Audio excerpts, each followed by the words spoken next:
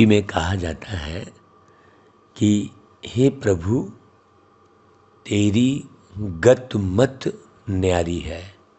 मतलब गत मत न्यारी है का मतलब क्या हुआ कि भगवान की जो मने बुद्धि है जिससे उनके अंदर जो विचार निकलते हैं, मत यानी विचार, तो भगवान की बुद्धि में जो विचार हैं वो बिल्कुल न्यारे हैं। और भगवान जो रास्ता बताते हैं दुनिया में वैसा रास्ता कोई बताता ही नहीं है। तो उनके बताए हुए रास्ते पर चलना ये हर किसी के वश की बात नहीं है, क्योंकि बिल्कुल न्यारा है। भगवान के रास्ते पर कौन चल सकता है? जो दुनिया के सारे रास्ते बंद कर दिया है अभी के। दुनिया की सोच, दुनिया वालों की सोच है, यहाँ के रीति रिवाज, यहाँ की परिपाटी। अब कथा कहानी के हिसाब से कोई व्यक्ति तर्क करेगा तो कभी ज्ञान स्पष्ट होगा ही नहीं, या कथा कहानी के हिसाब से कोई बात बोलेगा तो एक टेम्परेरी समझाने के लिए दुनिया वालों को उनकी कथा कहानी का उपयोग किया जाता है। बाकी ज्ञान को समझने के लिए तर्क बुद्धि नहीं चाहिए, ज्ञान को समझने के लिए विशाल बुद्धि चाहिए। बाबा की मार्गदर्शन को जानने के लिए, बाबा के मार्गदर्शन पर चलने के लिए बहुत विशाल बुद्धि चाहिए। बाबा जो कह रहे हैं उसके पीछे पुरुषार्थ कौन सा है ये समझने की बात है। हाँ, बाबा ने शब्द जो बोल दिया वैसा ही हमने उठा के फॉलो कर लिया, या वैसा ही औरों को भी सुना दिया तो वो व्यक्ति जो है किसी बात को समझ नहीं पाएगा। इसलिए बाबा कहते हैं देखो मीठे बच्चे, कुछ भी सहन करना पड़े लेकिन इस अंतिम जन्म में पवित्र जरूर बनना है। सबसे पहले तो ये समझ में आ जाए, ये डिसाइड कर लो आप अपना कि भाई ये मेरा अंतिम जन्म है, अब मुझे यहाँ जन्म लेना ही नहीं है, मैं आत्मा हूँ और ये मेरा अंतिम जन्म है। अब मुझे यहाँ जन्म नहीं लेना है। जन्म कैसे नहीं लेंगे? जब आप किसी से हिसाब किताब नहीं बनाएंगे, बोली वाणी का, दृष्टि वृत्ति का, दिल का, है न्यारे रहेंगे बिल्कुल। और यदि आप कर्म की लेन देन, बोली वाणी की लेन देन, दिल की लेन देन करते रहेंगे यहाँ पर लोगों से, तो या तो हिसाब किताब चुकतू करने के लिए फिर जन्म लेना पड़ेगा, या तो रिश्ते निभाने के लिए फिर जन्म लेना पड़ेगा, दिल का निभाने के लिए है। तो निभाने वाली कोई बात ही नहीं है, न्यारे रहने की बात है। बहुत गहरी बात समझने की ज़रूरत है। निभाना क्या है? तो बाप को पवित्रता की मदद चाहिए है। अंतिम जन्म है ये समझ में आए। जब अंतिम जन्म समझ में आ गया तो निश्चित रूप से वो व्यक्ति, एक तो अंतिम जन्म है ये समझ में आया, और दूसरा बाबा हमको जो दे रहा है वो समझ में आ गया क्या दे रहा है बाबा, तो फिर पवित्र रहना बड़ा आसान है भाई, फिर कोई कठिन नहीं है। पवित्रता की बड़ी गहरी परिभाषा है। बाप को पवित्रता की मदद चाहिए, पवित्रता की ही मदद चाहिए। बाबा ने कहा, एक एक शब्द समझने की जरूरत है। पवित्रता की ही मदद चाहिए। अब आप बार बार किसी के प्रति दिल खराब कर रहे हो, पवित्र कहाँ कहलाए? आपने ब्रह्मचर्य व्रत का पालन कर लिया, लेकिन किसी न किसी के प्रति दिल खराब कर रहे हो, चापलूसी कर रहे हो, चालबाजी कर रहे हो, चालाकी खेल रहे हो, है कि नहीं? ऐसे बहुत सारे अपवित्र होने के ढेर मार्ग हैं, और पवित्र होने का एक ही मार्ग है, बाबा की याद, अशरीरी अवस्था। बाबा कहते हैं देखो बच्चे, अंतिम दृश्य कौन सा होगा जिसे समझने के लिए अच्छी विशाल बुद्धि चाहिए। अंतिम दृश्य सबके वापस जाने का है। हाँ देखो, इस सबके वापस जाने का है, इसको समझने की जरूरत है। देखो कहा जाता है राम गयो रावण गयो, बाकी सृष्टि की सफाई करने वाले, नई दुनिया की तैयारी करने वाले थोड़े बचेंगे। बहुत गहरी बात है ये। सृष्टि की सफाई करने वाले और नई दुनिया की तैयारी करने वाले थोड़े बचेंगे। बाबा ने कहा था दृष्टि से सृष्टि। तो सृष्टि की सफाई करने वाले मतलब दृष्टि की सफाई करने वाले। एकदम क्लियर हो गया। जिसकी दृष्टि बिल्कुल साफ है, जिसकी दृष्टि में सच्चाई है, जिसकी दृष्टि में मैंपन नहीं है, जिसकी दृष्टि में मेरापन नहीं है, जिसकी दृष्टि में किसी किस्म की चाह नहीं है, ये गहरी बात है। और नई दुनिया की तैयारी करने वाले, सृष्टि की सफाई करने वाले और नई दुनिया की तैयारी करने वाले थोड़े बचेंगे। फिर हम भी जाएंगे। जहां जीत वहां जन्म होगा। जहां जीत, देखो गहरी बात है। भारत में ही जीत होगी, बाकी सब खलास हो जाएंगे। अब इसमें भी बड़ी गहरी बात है।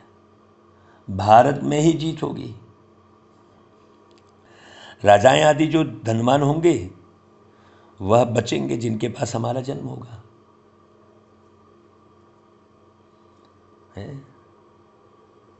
है कि नहीं भाई? तो हमारा संबंध और हमारा आत्माओं से कनेक्शन, हमारी बुद्धि, ये सब किस प्रकार से होना चाहिए, ये बहुत जो है बारीक विशाल बुद्धि वाला ही समझेगा। फिर हम सृष्टि के मालिक बनेंगे। यह समझने के लिए विशाल बुद्धि चाहिए। ये ऊपर जो बातें बोली बाबा ने, इसे समझने की जरूरत है। अब आप पूरी मुरली सुनते नहीं हैं, आधे में बंद कर देते हैं। 1 घंटे की मुरली भी नहीं चल रही है, उसे भी लोग पूरा नहीं सुन रहे हैं, तो काहे बेकार में फंसे पड़े हैं। खत्म कहानी, जाओ परम धाम में और लटको भाई अपने। गीत गा रहे थे नयनहीन को राह दिखाओ प्रभु, तो भगवान जो है वो नयन खोल रहा है, तो खोलने की जो है लोगों को परवाह ही नहीं है, फंसे पड़े हैं, जानकर समझकर भी फंसे पड़े हैं। ओम शांति। बच्चों ने गीत सुना, नयनहीन को राह दिखाओ प्रभु। कहते हैं हे प्रभु हम अंधे हैं, दर दर पग पग ठोकरें खाते रहते हैं, अपने को आप ही कहते हैं कि हम अंधे की औलाद अंधे हैं। हे प्रभु आओ, गुरुओं के दर, मंदिरों के दर पर, नदियों के दर पर धक्के खाते रहते हैं। अब बताओ, क्या मंदिर में जाके नयन मिल जाएंगे कि नदी के किनारे जाके नयन मिल जाएंगे? सोचने की बात है। और भगवान के भी अनेक नाम दे दिए हैं। हे प्रभु नयन इनको राह दिखाओ प्रभु। अब कौन है प्रभु? कहते हैं निराकार नाम रूप से न्यारा है। अब नाम रूप से न्यारी तो कोई चीज़ होती ही नहीं है भाई। आप भगवान कह रहे हो, वो भी तो एक संबोधन है, कोई है तब उसे भगवान कह रहे हो। तुम कहते हो परमपिता परमात्मा कब नाम रूप से न्यारा हो सकता है क्या भाई? कोई ना कोई नाम और कोई ना कोई रूप तो जरूर होगा ना भाई। मनुष्य या तो आप ही गाते रहते हैं कि हम अंधे हैं, बाप आकर जब रास्ता बताते हैं तो सज्जे हो जाते हैं। बाप जो ज्ञान के सागर हैं वह तुम बच्चों को पढ़ाते हैं।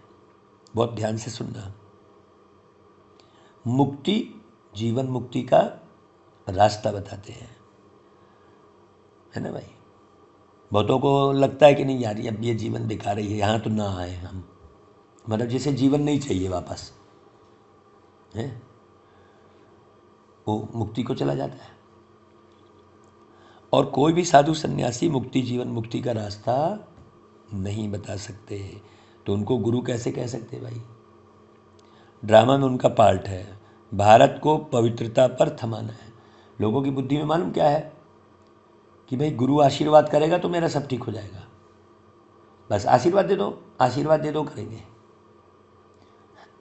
जो मार्ग बता रहे हैं उस पर चलना नहीं है, बस आप आशीर्वाद कर दो, हमारा हो जाना चाहिए काम, बस हो गया। बाबा कहते हैं सन्यासी भल पवित्र तो रहते हैं, परंतु ज्ञान योग से नहीं पवित्र बनते, वो हठ योग से बनते हैं, है ना। बुद्धि साफ नहीं होती है, फिर जन्म लेगा वो सही, योग बल थोड़ी समझ पा रहा है वो। दवाई खाकर इंद्रियों को मुर्दा बना देते हैं, इसमें कोई ताकत नहीं है। बाबा स्पष्ट कर रहे हैं, देखो ताकत तो तब मिले जब गृहस्थ व्यवहार में रहते व स्त्री पुरुष दोनों स्वयंवर रच शादी कर फिर पवित्र रहे, विकार में न जाए, विकारी आकर्षण न हो। उसको कहा जाता है बाल ब्रह्मचारी युगल। उन्हें स्टार्टिंग से ही यहाँ भी बाप से बल मिलता है, परमपिता परमात्मा ही आकर पवित्र मार्ग स्थापन करते हैं। सतयुग में देवी देवता पवित्र प्रवृत्ति मार्ग वाले थे, उनको पवित्र रहते भी बच्चे थे। मनुष्य यह नहीं जानते कि परमपिता परमात्मा कैसे बैठ उन्हों को ताकत देते हैं। भाई आत्मा में विकार बिल्कुल न रहे तब आप ऐसे घर में जन्म लोगे, नहीं तो फिर विकार जरा भी रहेगा तो जहाँ विकार होगा वहाँ जन्म लोगे, फिर सीधी सी बात है। आकर्षण, विकारी आकर्षण। तो मनुष्य यह नहीं जानते कि परमपिता परमात्मा कैसे बैठ उन्हों को ताकत देते हैं, जो घर गृहस्थ में रहते भी नंगन नहीं होते। हमने एक दिन लिखा था, है रोज नंगा हो रहा है और गंगा में नहा रहा है, क्या फायदा है भाई? नंगा तो नंगा ही बोलते हैं ना भाई, उसी को बाबा नगन होना कह रहे हैं। बहुत अच्छे से समझने की बात है, बहुत अच्छे से समझने की बात है। द्रौपदी ने पुकारा था कि यह दुशासन हमको नंगन करते हैं, ऐसे यहाँ भी बहुत बच्चियाँ पुकारती हैं। अब परमात्मा आकर 21 जन्मों के लिए नगन होने से बचाते हैं। द्रौपदी कोई एक नहीं थी, तुम सब द्रौपदियाँ हो, जितनी आत्माएं। तुम बच्चों को शिक्षा मिलती है। बलपति तुम्हें मारे पीटे परंतु तुमको सहन करना है, क्योंकि पवित्र होने बगैर तुम पवित्र दुनिया के मालिक तो बन नहीं सकती। कल्प कल्प तुम माताएं ही शिव शक्तियां बनी हो। जगत अम्बा सरस्वती की शेर पर सवारी दिखाते हैं, यह भी महिमा तुम्हारी है। यह है ही पतित दुनिया अथवा आसुरी दुनिया। शेर पर सवारी मतलब राजयोग। शेर राजा का प्रतीक है, राजयोग के आधार पर। हाँ, बहुत गहरी बात है। यह है ही पतित दुनिया। पावन दुनिया माना ईश्वरी दुनिया, और पतित दुनिया माना आसुरी दुनिया।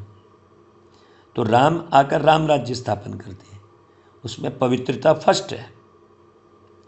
काम विकार कितना बलवान है, अच्छे अच्छे मनुष्य भी कह देते इम्पॉसिबल है जो कोई पवित्र रह सके। अरे सतयुग में देवी देवताएं संपूर्ण निर्विकारी थे, गाते भी हो तुम महिमा। आप सर्वगुण संपन्न, हम नीच पापी हैं, गा रहे हो। तो उनको बनाने वाला तो कोई तो होगा ना भाई। बाप ने संगम युग पर आकर के सतयुग की स्थापना की है। बाप ही आकर आसुरी दुनिया को दैवी दुनिया बनाते हैं। लोग तो पतित का अर्थ भी नहीं समझते। हम लोगों से पूछते हैं भाई विषय विकार मिटाओ, तो कौन से विषय विकार मिटाने की बात कर रहे हो बताओ, तो एक भी नहीं बताता। गा रहे हैं विषय विकार मिटाओ, पूरी सभा को पूछते हैं, कहाँ बताता है कोई कि किसको विषय विकार बोल रहा है? वो अभी समझ ही नहीं रहा है वो। बस मिटाओ मिटाओ चिल्ला रहा है। अरे तुम बताओ तो भाई कौन सा विषय विकार मिटाना है, समझ ही नहीं है ना भाई। पुकारते हो हम सब पतित हैं, पतित का अर्थ भी नहीं समझते। हे पतित पावन आओ कह देते हो। भारत पवित्र था तो डबल सिरताज था। अब तुम हर एक की बायोग्राफी को भी जानते हो। बिल्कुल जान जाते हैं ना, कोई भी आता है तो कोई भी आता है तो किस कंडीशन में है, क्या है, वो दूर से फ़ोन करेगा तो मालूम पड़ जाएगा ये किस उस पर फ़ोन कर रहा है। अब तुम बाप के बने हो, तुमको गॉड फादर ही बुद्धि में याद आता है। वह बाप निराकार है, परम धाम में रहने वाले हैं। ऐसे बाप को बिल्कुल नहीं जानते। मनुष्य इस समय बहुत दुखी है।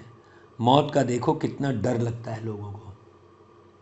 अब बाप कहते हैं मौत तो बिल्कुल सामने खड़ा है, मौत का बाजार लगेगा भाई। पहले खून की नदियाँ बहेंगी, फिर बाद में दूध की नदियाँ बहेंगी।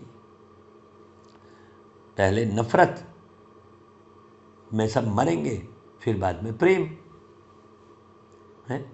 खून की नदियाँ माने नफरत है, और दूध की नदियाँ माना प्रेम, सफेदी, दूध की नदियाँ सत्यता। अंदर से सब गोरे हो गए। अब बाप तुमको विषय सागर से निकाल क्षीर सागर में ले जाते हैं। अब दूध की नदियाँ बोले तो वो दूध की नदियाँ थोड़ी रहे। समझने की बात है ना भाई, हर एक बात। लक्ष्मी नारायण क्षीर सागर सतयुग में है, वो दिखाते हैं क्षीर सागर में पड़े हैं। यहाँ तो दूध पीने के लिए भी नहीं मिलता, पाउडर मिलता है। सतयुग में कोई चीज़ की कमी नहीं रहती, कहने का मतलब ये है। क्षीर सागर मतलब क्या हुआ? क्षीर मतलब दूध होगा ना भाई। बरोबर भारत पहले स्वर्ग था। अब उन्होंने दिखा दिया पानी का सागर, और उसमें बैठा है सर पूरा लपटे हुए, इतना बड़ा, पूरी सैया बना दी। कुछ भी। बरोबर भारत पहले स्वर्ग था, अभी नर्क है। नर्क है इसलिए एक दो को क्या करते हैं, डसते रहते हैं। शक्ल भी मनुष्य की है परंतु चलन गंदी है। एक दो में लड़ते झगड़ते रहते हैं। है ही पाप आत्माओं की दुनिया, तो सदाचारी कहाँ से आए? कोई ने दान पुण्य किया तो सदाचारी हो गया क्या? अभी तो सब रावण की मत पर है। देवताएं कितने पवित्र सुखी थे। राम राज्य और रावण राज्य किसको कहा जाता है, यह भी भारतवासी नहीं जानते हैं। राम राज्य चाहते हैं परंतु वह कौन स्थापन करते हैं यह नहीं जानते। भाई राम राज्य कौन स्थापन करेगा? राम ही करेंगे ना आके, लेकिन वो राम भी कौन, ये भी तो समझ में आए। अब तुमको चलना है बाप की मत पर। हाँ, इस समय मनुष्य को जो पैसा दो तो उससे पाप ही करते हैं, क्योंकि है ही पाप आत्माओं की दुनिया। इसलिए अब किसी को भी पैसा देना नहीं है। खुद समझो अच्छे से और खुद लगाओ। अच्छे से समझो और खुद लगाओ, सीधी सी बात। बाबा यहाँ किसको भी पैसे दो तो वो पाप, आत्माओं की दुनिया है तो पाप में ही लगाएगा। इसलिए आप किसी को पैसे मत दो। हाँ, इसलिए बाबा ने कहा था अपने ही तन मन धन से, अपने ही तन, अपने ही मन, अपने ही धन से इस भारत को स्वर्ग बनाना है। अपने माइंड लगाओ, मेरे को कहाँ लगाना है धन। अपना मन लगाओ, अपना धन लगाओ, अपना तन लगाओ। हाँ, न तो मांगो और न किसी को दो। न मन दो, न धन दो, न तन दो। खुद करो। खुद मरे बगैर स्वर्ग नहीं मिलता कहते हैं ना, तो खुद करो, खुद मरो। दूसरा कोई मर रहा है नहीं मर रहा है उससे कोई लेना देना नहीं, मत मरे। बहुत गहरी बात। अब तुमको चलना है बाप की मत पर। तुम समझते हो हम तो बाप से वर्षा लेंगे ही, लेकिन यह अंतिम जन्म पवित्र बनो। 63 जन्म तुम विकार में गए हो। अब एक जन्म पवित्रता की मदद करो तो पवित्र रहना पड़ेगा। कृष्ण गोरा था, फिर काम चिता पर बैठने से श्याम बना है, फिर ज्ञान चिता पर बैठने से गोरा स्वर्ग का मालिक बनते हैं। ये बात किसी को मालूम नहीं। तुम ही देवता थे, अब असुर बन गए हो। यह चक्र है, पूज्य सो फिर पुजारी। सन्यासी कह देते हैं आत्मा सो परमात्मा। रात दिन का फर्क हो गया ना भाई। ड्रामानुसार सबको गिरना ही है। अब तुमको गुरुओं का गुरु, पतियों का पति, बेहद का बाप मिला है, तो उनकी श्रीमत पर चलना है। कौन सी श्रीमत है भाई? पवित्र रहना, अपने ही तन मन धन से बहुत विचार सागर मंथन करके और बाबा की सेवा करना। बाबा की सेवा का मतलब क्या हुआ? बाबा की सेवा, वही बाबा, हम बाबा की कोई थोड़ी सेवा कर रहे हैं। बाबा के कौन से हाथ पैर है, बाबा की कौन सी घर गृहस्थी है जो बाबा की सेवा हो रही है? बाबा जो मार्ग बता रहे हैं उस पर एक्यूरेट चलना। बाबा बाबा आए हैं निर्माण करने, तो साथ देना बाबा का। कैसा? पवित्र रहकर। तो बाबा कहते हैं, परमपिता परमात्मा को तो मानते हो ना, शिव जयंती भी मनाते हैं, परंतु समझते नहीं। तो शिव बाबा ने आकर क्या किया, कैसे किया? सोमनाथ का इतना बड़ा मंदिर बनाया है, तो जरूर भारत में ही आए होंगे बाबा। आए हैं, कैसे आए, क्या किया, कुछ भी बता नहीं सकते हैं। यह भी परंपरा से चला आता है। गंगा का मेला, कुंभ का मेला कहते हैं, परंपरा से चला आता है। यह सब उल्टा बताते हैं। क्या सतयुग से ही दुनिया पतित थी क्या? जो कुछ बताते अर्थ कुछ भी नहीं समझते। इसको भक्ति मार्ग कहा जाता है। क्राइस्ट आया फिर कब आएगा कोई को पता ही नहीं है। प्रदर्शनी में तुम हजारों को समझाते हो, फिर भी कोटों में कोई निकलता है। अब देखो, कल कुछ लोगों को समझाए, नए लोगों को जो भागवत से निकले, अब उनके फ़ोन आने लग गए कि हम और बैठना चाहते हैं, आप कितने बजे मिलेंगे। ये बहुत गहरी बात हो गई। देखो, फ़ोन आ रहे थे ना, हम कहा सवेरे आओ भाई, तो बोले मैं आधे एक घंटा, एक अकेला मेरे को अपना टाइम चाहिए।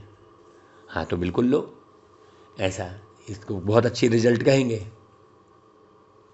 अभी तुम बेहद के बाप से बेहद का वर्षा पाते हो। तुम जानते हो अभी दुनिया बदल रही है, दुनिया वालों को नहीं मालूम कि दुनिया बदल रही है।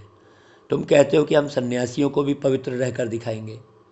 आगे चलकर वे लोग भी मानेंगे कि इन्हों को शिक्षा देने वाले परमपिता परमात्मा है।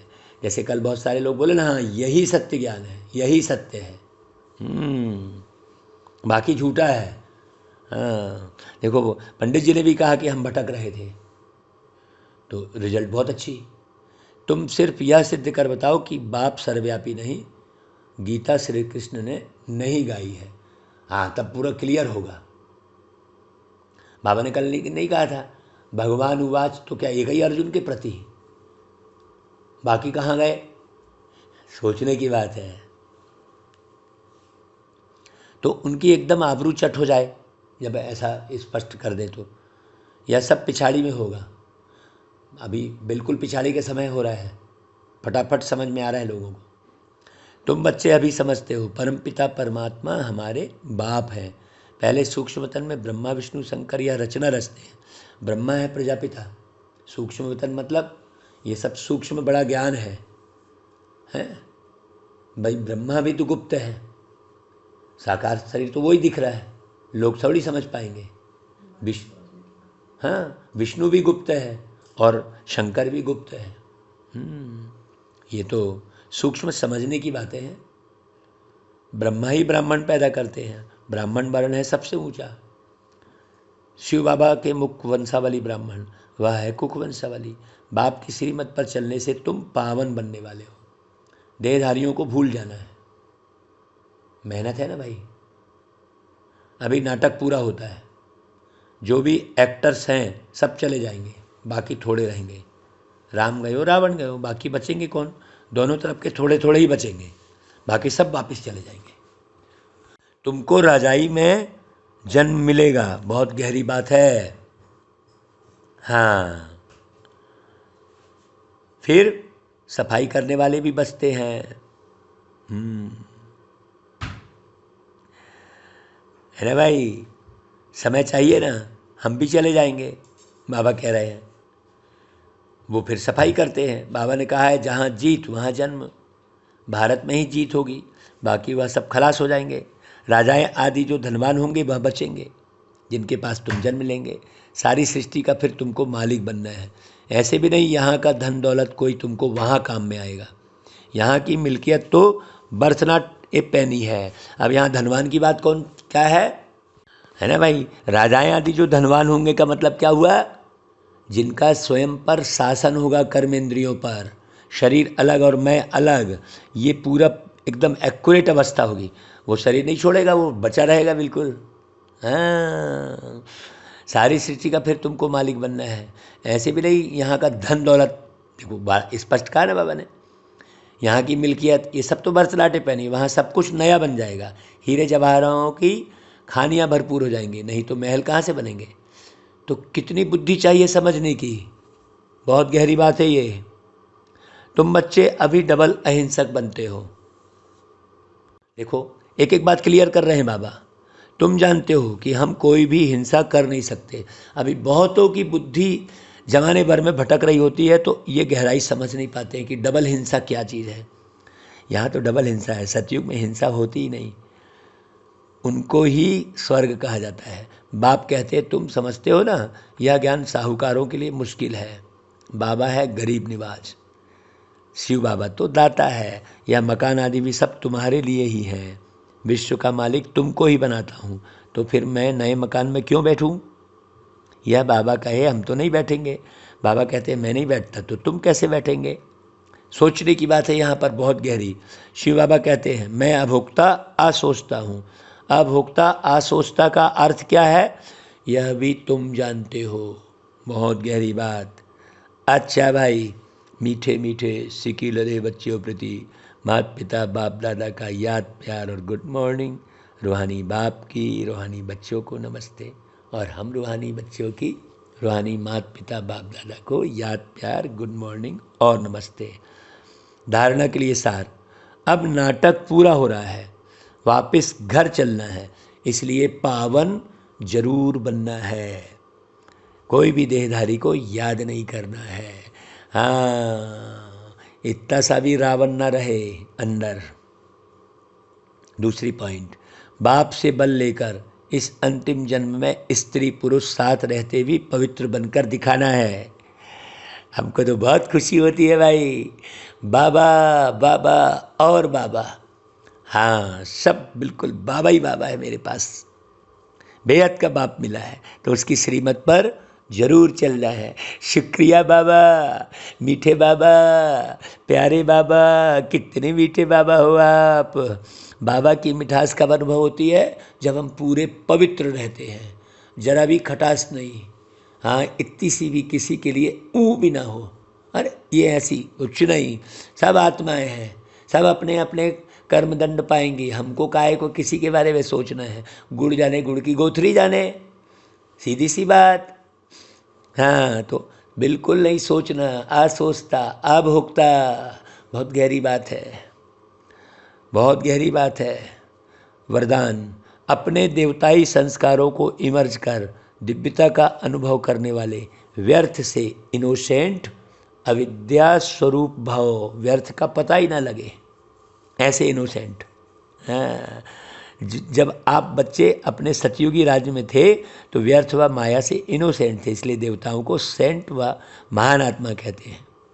तो अपने वही संस्कार इमर्ज कर व्यर्थ के अविद्या स्वरूप बनो। समय, श्वास, बोल, कर्म, सब में व्यर्थ की अविद्या अर्थात इनोसेंट। जब व्यर्थ की अविद्या होगी तब दिव्यता स्वतः और सहज अनुभव होगी। इसलिए यह नहीं सोचो कि पुरुषार्थ तो कर रहे हैं, लेकिन पुरुष बन इस रथ द्वारा कार्य कराओ। एक बार की गलती दोबारा रिपीट ना हो।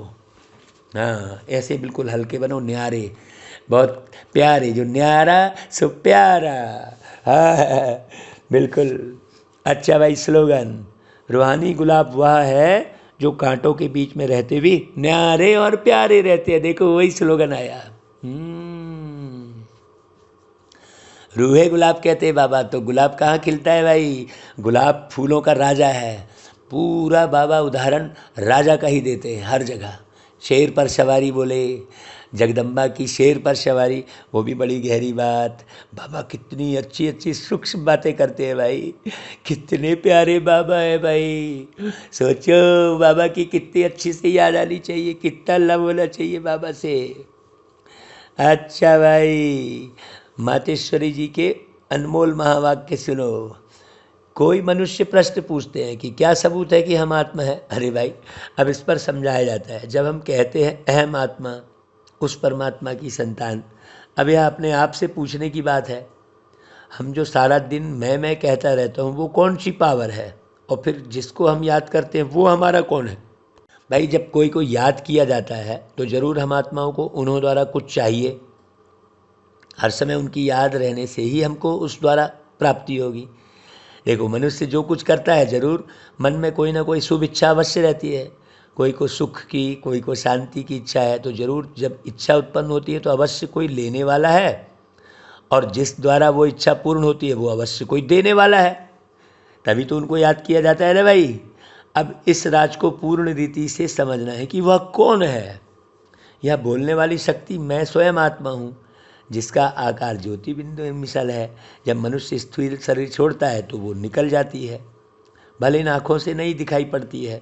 अब इससे सिद्ध है कि उसका स्थूल आकार नहीं है, परंतु मनुष्य महसूस अवश्य करते हैं कि आत्मा निकल गई, तो हम उसको आत्मा ही कहेंगे, जो आत्मा ज्योति स्वरूप है। तो अवश्य उस आत्मा में को पैदा करने वाला परमात्मा भी उसके ही मुआफिक होगा ना भाई। तो जो जैसा होगा उनकी पैदाइश भी वैसी होगी। फिर हम आत्मा उस परमात्मा को क्यों कहते हैं कि वो हम सब सर्वात्माओं से परम है, कहते हैं ना भाई, क्योंकि उनके ऊपर कोई भी माया का लेप छेप नहीं है। बाकी हम आत्माओं के ऊपर माया का लेप छेप तो अवश्य लगता है भाई, क्योंकि हम जन्म मरण के चक्कर में आते हैं। अब यह है आत्मा और परमात्मा में फ़र्क। इसे सब गहरे से समझने की ज़रूरत है भाई। अच्छा, ओम शांति। तो देखो भाई, आज ये मुरली 29 अप्रैल 2022 की थी। हाँ, अभी कल आपको क्या सुनाने वाले हैं, ज़रा तैयारी करना। बाबा कहता है बच्चे श्रृंगार करो, श्रृंगार करोगे तो माया से कभी हार नहीं खाओगे। हाँ, तो कल बाबा बोलते हैं भाई, कल की एडवांस में आजकल चलाने का डायरेक्शन मिला है कि कल की मुरली को भी थोड़ा सा बता दो बच्चे, तो आगे की मुरली की तैयारी भी कर लें। ऐसे पढ़ाने वाले बाबा देखो कितने वर्षों से पढ़ा रहे हैं, कितनी मेहनत कर रहे हैं। तो भाई, श्रृंगार करने के लिए क्या चाहिए? श्रृंगार करने के लिए चाहिए गहरा ज्ञान और गहरा योग, अशरीरी योग। अब योग क्या है इसे भी समझने की ज़रूरत है बहुत अच्छे से। जितनी ज़्यादा ज्ञान की समझ होगी उतनी योगी अवस्था स्वतः होगी। अच्छा भाई, ओम शांति।